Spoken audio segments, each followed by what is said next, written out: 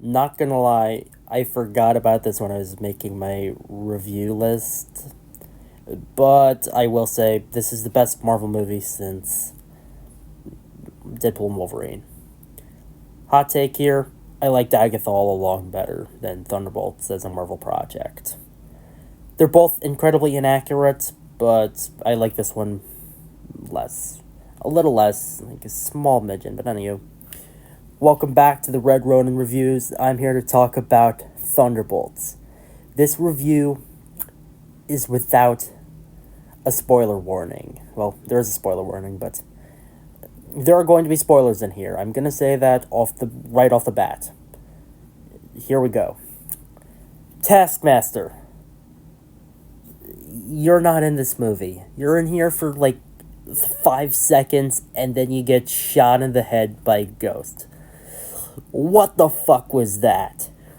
Look, I wasn't a fan of the MCU Taskmaster in the Black Widow movie. I thought it sucked. She had horrible character. They didn't really do too much with her. They gave aura moments, and then they revealed that they were going in a completely different direction and gave very little characterization similar to the original Taskmaster Tony Masters. That was pretty bad. Black Widow movie, me and my best friend Anthony, we thought maybe they could redeem her, but then we saw the promotional material and she's not in there. Everyone was thinking she's dead, and then guess what? She's fucking dead. What the hell? They could have done something to redeem her, but they didn't. Oh, biggest waste of a character in it's probably one of, if not the worst, wastes of a comic book character in an adaptation. As of the rest of the movie, pretty good. Just a heads up, most of this movie isn't really an action-oriented movie, it's more character depth involved. There are some scenes involving action, don't get me wrong. There are some action scenes. All of the Thunderbolts fight against the Sentry, who is Bob right over there. Bob's really friendly, by the way. He's like one of the best parts of the movie. Him and Yelena are the best characters in the entire movie. Then I'd have to say Bucky and Red Guardian tie for third, because Bucky's like a side main character and Red Guardian's just the funniest piece of shit in this movie ever. So it's a really good movie, emotionally speaking. All these surviving characters, they don't really delve into ghosts too much, but most of the characters here are delving into their personal trauma, everything that's wrong going in their life, and they're struggling. They're ordinary people. They don't.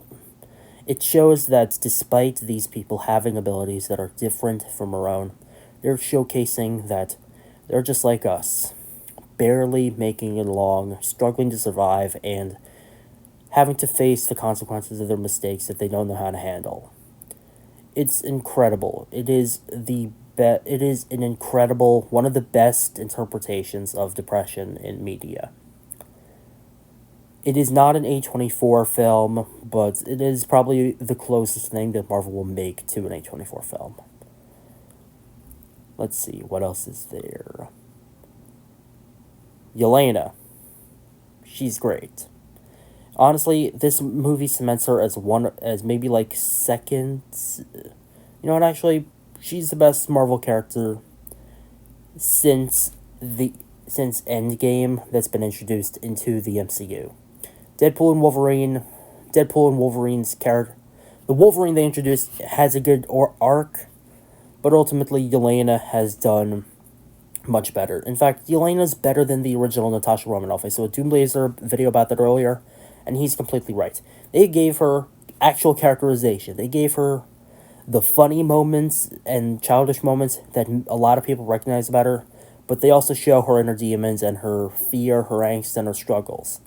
It is incredible. Florence Pugh may be one of the best actors of the newest generation, and kudos to you, mademoiselle. And that's it. Thunderbolts.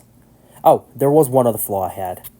Why couldn't it be close to comic accurate with some of it? So, I read the original Thunderbolts run by Kurt Busiek, and then the Fabio Nicenza stuff in the early 2000s, and they get some of those points down.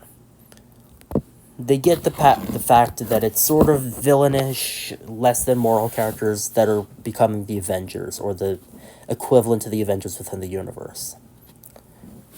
And that these characters are struggling to and trying to reform. That's good. Why couldn't they have had any of the members from the original team? Baron Zemo is right there in the middle of the MCU. They're not doing anything with him. Why not? Some other characters they could have introduced. There's a character named Mel in the movie, who is the assistant to Contessa Valentina, whatever Fontaine. She could have been Melissa Gold, Songbird. One of the most iconic characters in there is like Green Lantern and Black Canary mixed together. Why couldn't they have included her? Fixer, Mach 4. There's like two technological characters that could have worked with Iron Man tech or whatever. There's a guy who runs on pin particles named Goliath. He could have worked. Why couldn't they have done someone from the original team? At least two characters from the original Thunderbolts. And there's also like a Captain Marvel like archenemy who is basically a knockoff named Moonstone or Meteorite. Why couldn't they have included her either? They have had none of the original Thunderbolts. And out of this entire roster, most of these characters weren't in a Thunderbolts team outside of just making comic book tie-ins to match with the MCU. Out of this entire team, the only people I can say is Ghost, Yelena, and Bucky.